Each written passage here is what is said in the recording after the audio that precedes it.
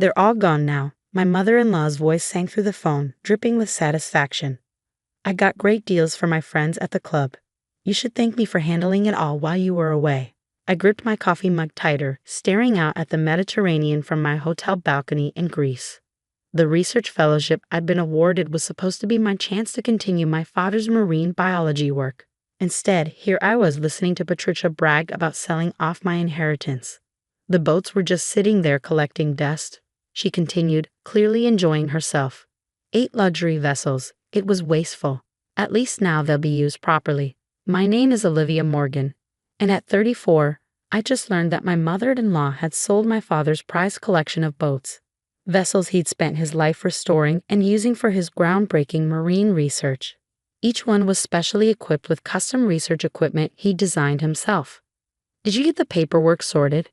I asked calmly, my voice steady despite the rage building inside me. The question seemed to catch her off guard. Paperwork? Oh, don't worry about all that. Cash deals are so much simpler, Patricia laughed. Your father was always obsessed with documentation and permits. Such a waste of time. I smiled, though she couldn't see it. Thanks for letting me know, Patricia. I need to go now. Early meeting tomorrow. That's it, she asked, disappointed by my lack of reaction. You're not upset. These boats were worth millions, and now they're gone. Just like that. Just like that, I echoed, ending the call before she could respond. I immediately dialed another number, one I'd memorized years ago. Harbor Master Stevens, it's Olivia Morgan. Has anyone tried to move my father's boats? Mrs. Morgan. I was just about to call you, his familiar voice replied. Some people showed up this morning with cash, claiming they bought the vessels. I told them they needed proper transfer documentation and registration papers. They weren't too happy about that. Perfect, I said, feeling a weight lift from my shoulders. And the security measures we put in place. All active. Nobody can move those boats without your electronic authorization and the proper codes. Your father made sure of that before he passed. He paused. Should I be worried about these people? No, I replied, but please keep the cameras running. I have a feeling they'll be back. After hanging up, I opened my laptop and clicked on a bookmark labeled Morgan Fleet Security. 8 live video feeds appeared, showing each of my father's boats safely docked in their spots. The security system he'd installed before his death was state-of-the-art, designed to protect not just the vessels but the valuable research equipment on board. My father, Dr. James Morgan, hadn't just been a marine biologist. He'd been a pioneer in ocean conservation. Each boat in his fleet served a specific purpose in his research, equipped with custom technology he'd developed. The collection was worth millions, but their true value lay in the scientific potential they represented. Patricia had never understood that. To her, they were just status symbols, toys that could be sold to her country club friends for quick cash. She'd never forgiven my father for leaving everything to me instead of her son, my husband Michael. The boats need to stay in the family, Dad had told me before he died, but they need to stay with someone who understands their purpose. Your work, your passion. It's exactly what I've always fought for. Promise me you'll continue the research. I promised, and I meant it. That's why I'd taken the fellowship in Greece, studying the same Mediterranean coral reefs he'd worked to protect. What I hadn't expected was for Patricia to make her move while I was away. My phone buzzed with a text from Michael. Mom just called me, furious. Says you've got some kind of high-tech security on the boats. Why didn't you tell me? I sighed. Michael was a good man, but he'd always struggled to stand up to his mother. He worked in finance, far removed from the world of marine biology that his father-in-law and I shared. Patricia had used that distance to her advantage, constantly whispering about how I was wasting the boats, how they could be sold to fund more practical ventures. Because your mother has been trying to sell them since Dad died, I typed back. The security system was his idea, not mine. Check your email, I sent you the footage from today. Minutes later, my phone rang. Oh God, Michael's voice was shaky. Is that my mother trying to break into the cabin of the research vessel? Yes, I replied. And that's your mother's friend Linda attempting to hotwire the Phoenix. But she told me you'd agreed to sell them. She said you'd signed papers. There are no papers, Michael, she lied. She sold boats she had no right to sell, took money she had no right to take. I kept my voice gentle. This wasn't his fault, but he needed to understand the gravity of the situation. "What are you going to do?" he asked quietly. "Nothing yet," I said. "The boats are safe, and thanks to Dad's foresight, they can't be moved without my authorization. But your mother's friends just paid cash for stolen property. They might want to rethink that decision." As if on cue, my phone buzzed with another call. Patricia again. I let it go to voicemail, already knowing what it would say. She'd be angry, threatening, probably trying to paint me as the villain who'd tricked her friends out of their money. But I had something she didn't: truth, documentation, and a promise to keep. The boats weren't just vessels. They were my father's legacy, tools for understanding and protecting our oceans. And I wasn't about to let them become playthings for Patricia's country club friends. I pulled up the security footage again, watching Patricia's frustrated attempts to access the boats. She had no idea that every failed attempt, every angry outburst, was being recorded. She thought she was dealing with her naive daughter-in-law, the scientist too absorbed in her research to notice what was happening back home. She was about to learn just how wrong she was. I opened my email and began to compose a message to my father's lawyer, attaching the security footage. The harbor master had already documented the attempted theft, and Patricia's phone call had been recorded through my hotel room system, another security measure my father had insisted upon. "Time to show them what happens when you mess with a Morgan," I whispered, hitting send. The real battle was just beginning. The next morning, my phone was flooded with messages. Patricia's friends from the country club were panicking, demanding their money back. Each voicemail was more desperate than the last, filled with threats of legal action and social ostracism. I forwarded them all to my lawyer, adding to the growing pile of evidence. "Mrs. Morgan, Harbor Master Stevens called just as I was preparing for my research dive. You need to see this. Your mother-in-law is here with the police." I switched to the live security feed on my laptop.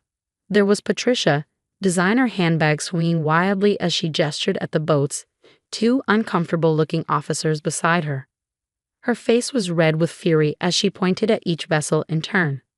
"Those are the boats my friends purchased." Her voice came clearly through the security system's audio. "This is theft. She's stealing from us." "Ma'am," one officer replied, clearly tired of the conversation, "we've checked the documentation. These vessels are registered to Dr. Olivia Morgan. There's no record of any legal sale. But I have witnesses. My friends all paid cash." "Which would make this an attempted purchase of stolen property," the officer said firmly. "Would your friends like to file statements about paying cash for boats they knew weren't yours to sell?" Patricia's face went from red to white. That's not. They were just sitting here." I watched as the officers explained the situation to her. How attempting to sell property she didn't own was fraud, how accepting payment for said property was theft, and how the security footage of her attempted break-ins could lead to additional charges. My phone buzzed with a text from Michael. "Mom just called me crying. Says you're having her arrested?" "I'm not having anyone arrested," I replied. "She tried to sell stolen property and got caught. The police are just explaining the consequences of her actions. She says she was just trying to help, that the boats were going to waste." I closed my eyes, counting to 10. Michael, she sold 8 boats worth millions of dollars to her friends for a fraction of their value, without any legal right to do so. That's not helping, that's theft. There was a long pause before his next message. "I found the cash in her house. Over $800,000. She was going to surprise me with it. Said it could help start my own investment firm." My heart broke a little for my husband.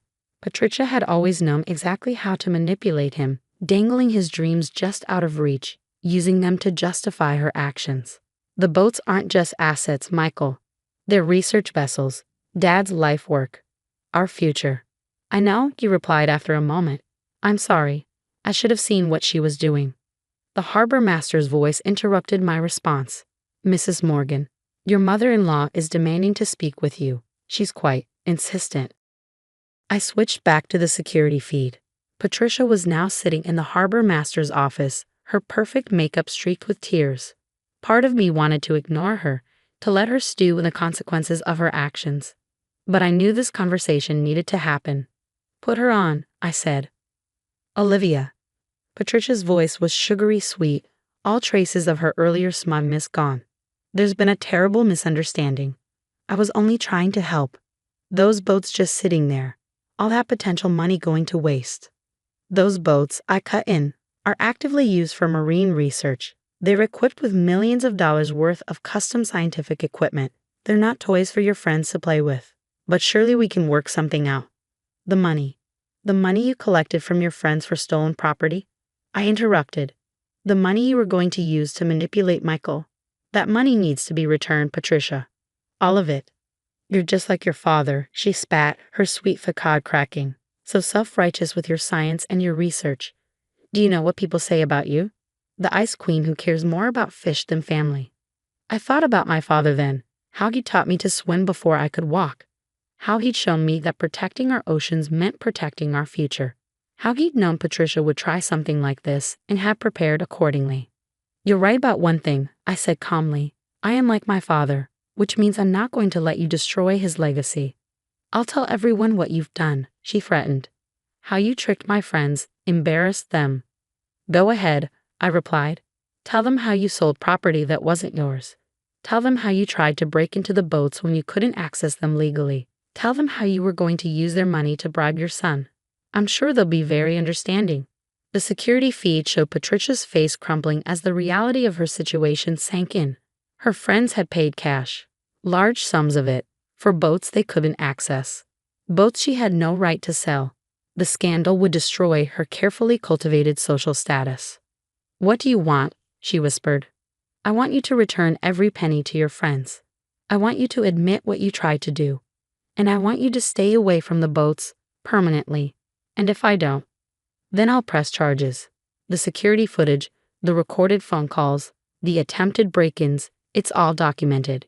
Your choice. The harbor master's voice came back on the line. She's leaving now, Mrs. Morgan. Want me to send you the footage of her exit? No need, I said, watching through the feed as Patricia stormed out, her designer heels clicking angrily on the dock. Just make sure everyone knows those boats aren't for sale. Not now, not ever. My phone buzzed again. Michael. I just talked to Mom. She's furious, says you're ruining her life. There was a pause before his next message. I told her she ruined it herself. Pride and relief flooded through me. Maybe, just maybe, something good could come from all this. I'd like to learn, he continued. About the research, the boats, what Dad was trying to achieve. If you'll teach me. I smiled, looking out at the Mediterranean waves. I'd like that, I replied. We can start when I get back. The harbor master's final message of the day came just as I was preparing for bed. Your mother-in-law's friends have been calling. They all want their money back.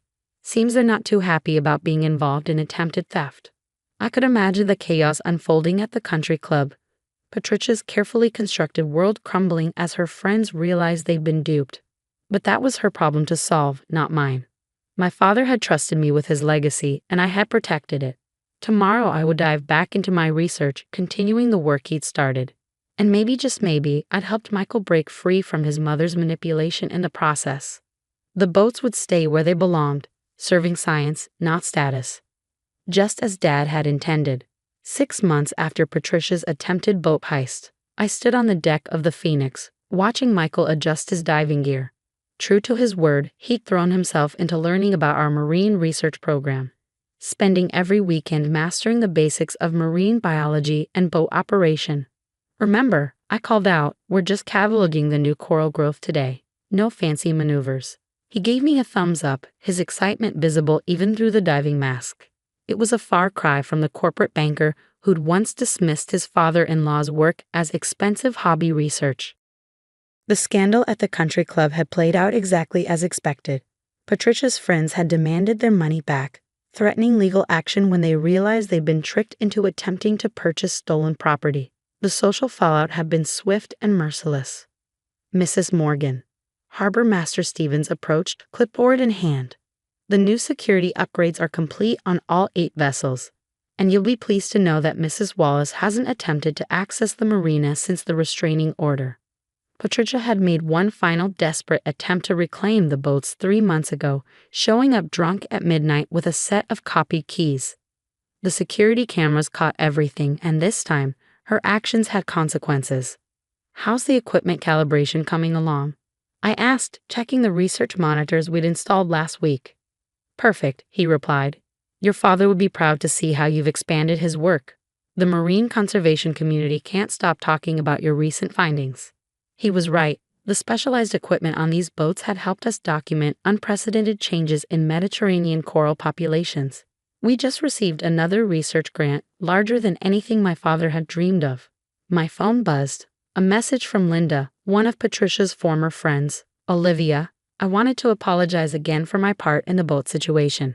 Patricia convinced us we were helping the family. I should have known better." The apologies had started rolling in once the truth spread through their social circle.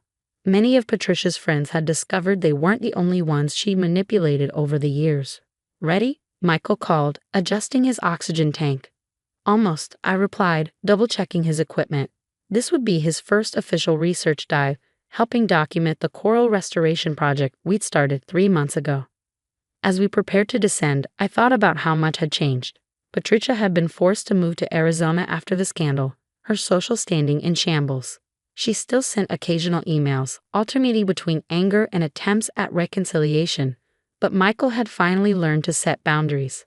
"I can't believe I never understood what Dad was trying to achieve here," he said as we surfaced an hour later, his face glowing with excitement. "All those years, Mom kept saying he was wasting his fortune on these boats, but look at what they can do." The research vessels had become our bridge, not just to continuing my father's work, but to healing our family. Michael had discovered a passion for marine conservation that matched my own, and our marriage was stronger than ever. "Your father knew exactly what he was doing," I said, helping him back aboard. "Both with the boats and with the security measures. He knew someone would try to take them eventually." "He knew my mother would try," Michael corrected, pulling off his diving mask. "I found his old journals in the Phoenix's cabin. He documented everything, her attempts to convince him to sell, her complaints about the money spent on research equipment, even her threats to contest the will." I nodded, remembering my father's careful preparations. That's why he made sure everything was legally airtight.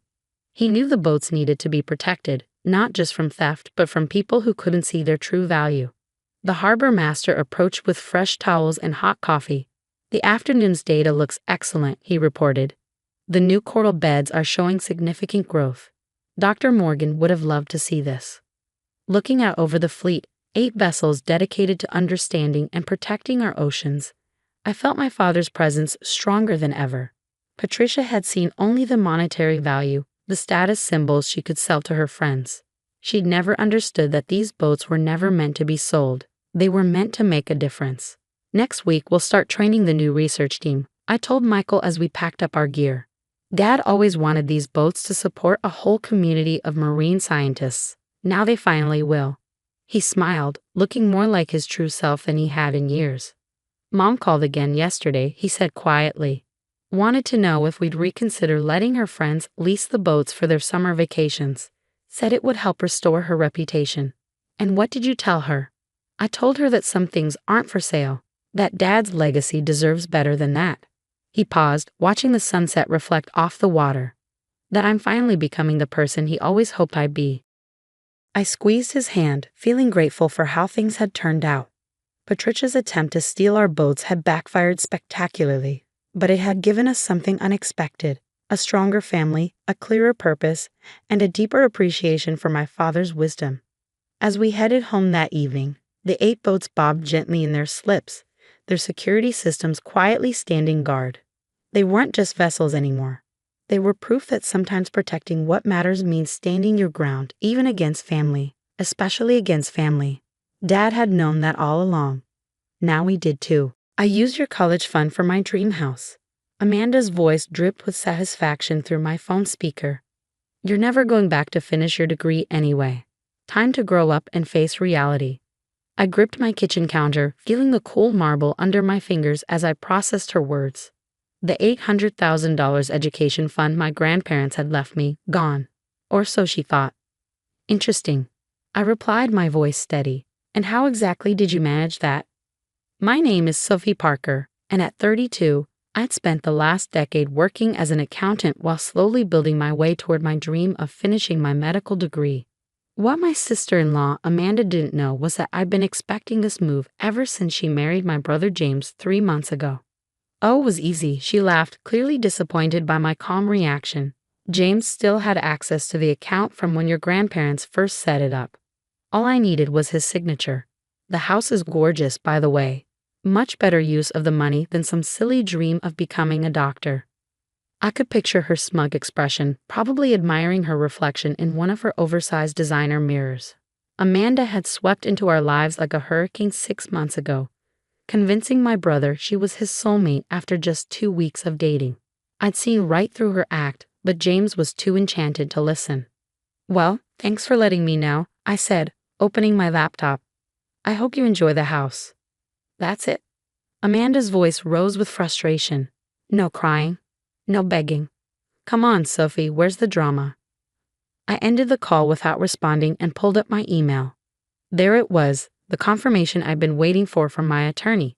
The transfer Amanda and James had attempted had been blocked. The funds already moved to a new, secure account 2 weeks ago. My grandmother had always said, "Trust your instincts, but verify your accounts." She'd built her own accounting firm from nothing, teaching me everything she knew about protecting assets before she passed. When Amanda started asking suspiciously detailed questions about my college fund at Sunday dinners, I knew it was time to put those lessons to use. I dialed my attorney's number, my hands steady despite the anger still simmering beneath the surface. "Hi, Linda. I just got the call we were expecting. Has everything been documented?" "Every attempt they made to access the account has been recorded," Linda confirmed. "The timestamps, the forged documents, everything. Your brother's signature appears to have been coerced. Do you want to proceed with pressing charges?" I thought about James, my sweet but naive older brother. He'd always protected me growing up, standing up to bullies and helping me through our parents' messy divorce. Now he was married to someone who made those schoolyard bullies look like amateurs. "Not yet," I replied. "Let's wait for them to realize the transfer failed. I want to see what Amanda does next." After hanging up, I walked to my home office and opened the bottom drawer of my filing cabinet. Inside was a thick folder labeled Grandma's Letters. I pulled out the most recent one, written just weeks before she passed away 2 years ago. "My dearest Sophie," it read, "I'm leaving you this money because I believed in your dream. Medicine isn't just a career for you, it's a calling. Don't let anyone tell you it's too late or too hard. And most importantly, don't let anyone take this opportunity from you. You're smarter than they think. Love, Grandma." I traced her signature with my finger, remembering how she'd taught me to analyze handwriting patterns when I was just 12. That knowledge had helped me spot the inconsistencies in James's signature on the transfer documents Amanda had submitted. My phone buzzed again. A text from James. "Hey sis, Amanda's really excited about the house we're buying. I know the money was for your school, but you've got a good job already. Family should help family, right?" I felt a familiar ache in my chest.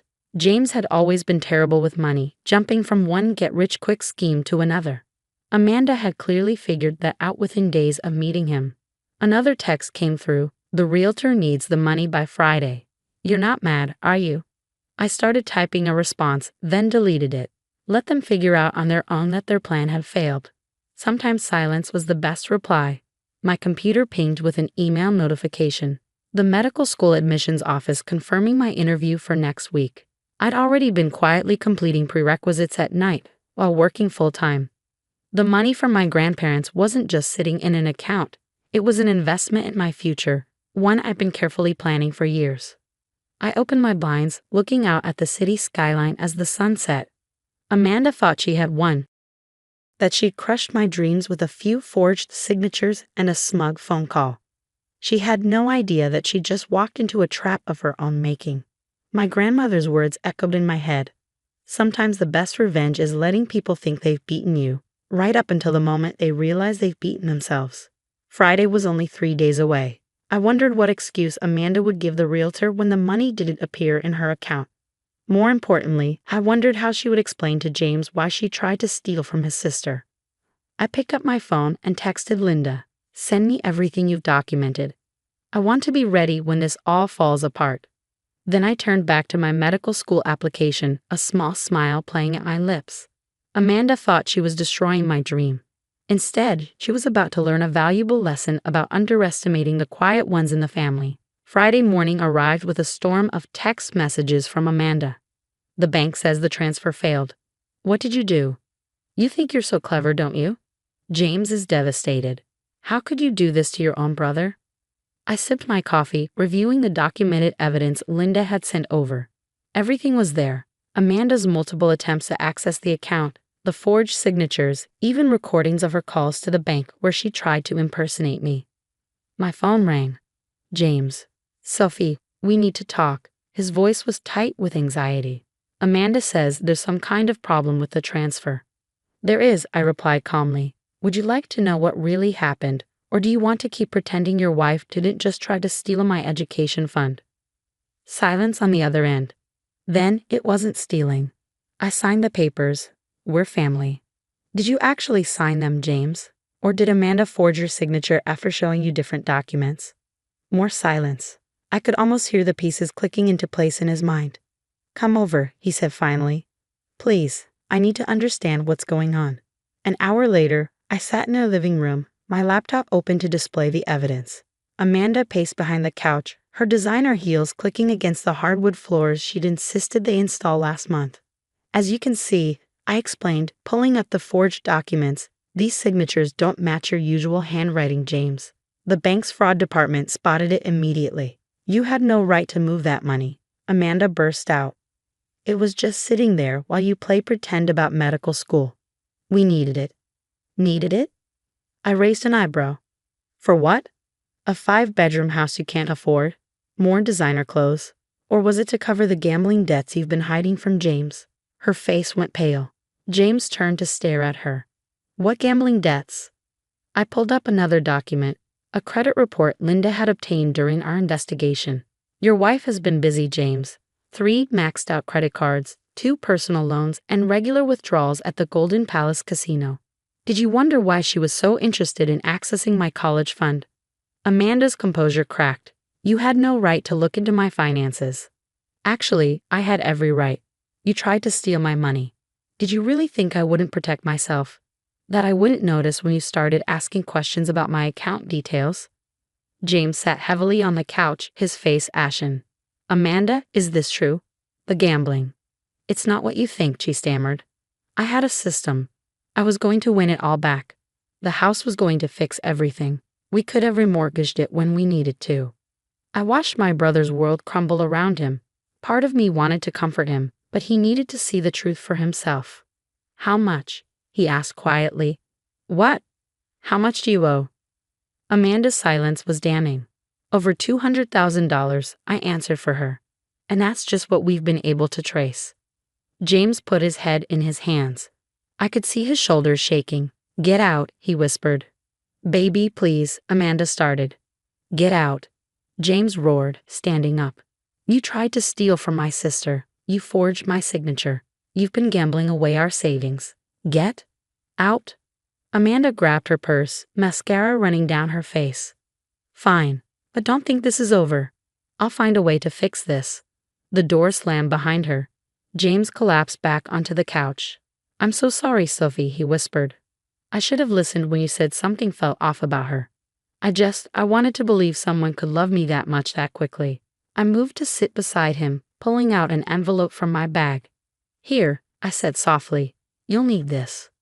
What is it? Contact information for a good divorce lawyer. Linda recommended her. And proof that Amanda has been planning this from the beginning. James looked through the papers, his face growing harder with each page. Text messages showing Amanda bragging to friends about marrying into a family with money. Bank statements showing transfers to offshore accounts. Casino receipts dating back to before their wedding. She never loved me, did she? He asked, his voice small. No, I replied gently. But that's not a reflection on you. She's a con artist, James. She's done this before. His head snapped up. What? I pulled out the final document, a police report from 3 years ago. Another marriage, another theft, another devastated family. She disappeared before they could press charges, I explained. Changed her name and moved here. Started fresh with a new target. James was quiet for a long time, processing everything. Finally, he looked at me. The college fund, it's safe. I nodded. Grandma taught me well. The money was moved to a secure account weeks ago. Amanda's transfer attempts were blocked and documented. We have everything we need to press charges. Do it, he said firmly. press charges. All of it. I'll testify, provide whatever you need. She needs to be stopped. I hugged my brother, feeling him shake with suppressed sobs. I'm sorry, he whispered again. I'm supposed to protect you, not put you in danger. Hey, I pulled back to look at him. You protected me plenty when we were kids. Let me protect you this time. My phone buzzed. A text from Linda. The police were ready to move on our evidence. Amanda's previous victims had been contacted and were willing to testify. What happens now? James asked. Now, I replied, we make sure Amanda can't do this to anyone else. And then, I have a medical school interview to prepare for. For the first time that day, James smiled. You're really going to do it? Become a doctor? That's what the money was for. That's what Grandma wanted. He nodded, wiping his eyes. She'd be proud of you, not just for catching Amanda, but for never giving up on your dream. I squeezed his hand. She'd be proud of you too for being brave enough to face the truth. Outside, thunder rumbled as the sky darkened. Somewhere in the city, Amanda was probably trying to figure out her next move, unaware that her game was finally over. But here, in this moment, something broken was beginning to heal. 2 months later, I stood in front of my bathroom mirror, adjusting my white coat. My medical school interview had gone perfectly, just as my preparation with the secured funds had allowed. But today wasn't about my future as a doctor. Today was about justice. Ready? James asked from the doorway. He looked better now, the shadows under his eyes finally fading. The divorce papers had been filed the day after Amanda's schemes came to light. Ready, I confirmed, grabbing my bag. The courthouse was packed, but not just with us. 3 other families were there, Amanda's previous victims. She used different names each time. Amanda Wilson, Amy Walker, Anna Wells. But her strategy had always been the same. Marry quickly, locate assets, forge documents, drain accounts. You don't have to do this, I told James as we took our seats. Linda can present the evidence without your testimony. He shook his head. No, I need to face her. We all do. Amanda was led in by officers, her designer clothes replaced by generic court attire. She'd been arrested at the airport 3 weeks ago, attempting to flee with a fake passport. The smug smile I remembered from her phone call was gone, replaced by a look of desperate calculation. Her eyes widened when she saw the other families. This wasn't part of her plan. The proceedings moved quickly. Linda presented our evidence methodically, the forged signatures, the gambling debts, the pattern of fraud across multiple states. Each family stood to testify, sharing nearly identical stories of trust betrayed and lives nearly ruined. When it was James's turn, his voice was steady. She made me believe I'd found true love, he said. Instead, I nearly helped her steal my sister's future. The money she tried to take wasn't just cash in an account. It was a grandmother's legacy, a dream of becoming a doctor, a future of helping others. Amanda doesn't just steal money, she steals hope. I squeezed his hand as he returned to his seat. Finally, it was my turn. Unlike Amanda's other victims, I was fortunate. I began. My grandmother taught me to protect myself, to trust my instincts, to document everything. The money she left me wasn't just for education. It was a lesson in standing up for what's right. Today isn't about revenge. It's about making sure Amanda can't destroy any more families. The judge's verdict was decisive. Guilty on all counts. 5 years in prison, restitution to all victims, no possibility of early release. You think this changes anything? Amanda spat as they led her away. You're still just playing at being a doctor. You'll fail and I'll be out before you finish your first year. I smiled, thinking of my grandmother's words about letting people think they've won. Actually, I replied calmly, I start medical school next month. Your attempt to steal my dream just motivated me to work harder. So thank you, Amanda. You taught me that sometimes the best revenge is succeeding despite those who tried to stop you. Outside the courthouse, James turned to me. I found her ring, he said. The engagement ring I spent 3 months' salary on. It's fake, just like everything else about her. Sell it, I suggested. Use the money to start fresh. He shook his head, pulling out the ring. No, I want you to have it. Sell it and add it to your school fund. Turn one more piece of your lies into something good. That evening, I sat in my office, looking at my grandmother's photo. The acceptance letter from medical school lay on my desk, along with the latest statement from my secured education fund. My phone buzzed. A text from James. Thank you for never giving up on me, even when I couldn't see the truth. I smiled, thinking about how different things could have been if I hadn't listened to my grandmother's lessons about protecting myself. Amanda had thought she was taking advantage of a naive dreamer, too busy studying to notice her schemes. Instead, she'd encountered someone prepared, protected, and unwilling to let anyone steal her future. I picked up my white coat, running my fingers over the embroidered name. Sophie Parker, medical student. Sometimes the best victories aren't just about keeping what's yours. They're about showing others that it's never too late to stand up for yourself, to pursue your dreams, to trust your instincts. And as for Amanda, she'd have 5 years to think about the fact that the quiet one she'd underestimated was now on her way to becoming Dr. Parker. While she sat in a cell, her own dreams of easy money finally permanently out of reach.